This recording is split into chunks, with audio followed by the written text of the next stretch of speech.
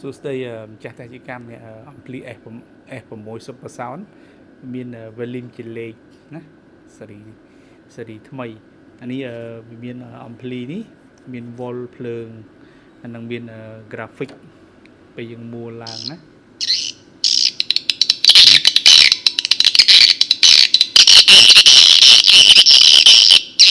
បើយើងដាក់អីរុយបាន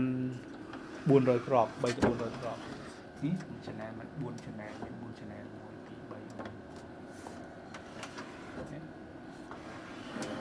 2 3 សម្រាប់ផ្ទះយើង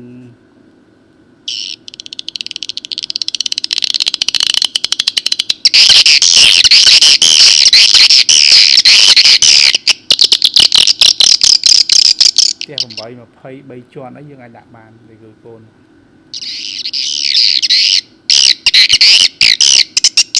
អាចចូលមើលពេកទឹកបាត់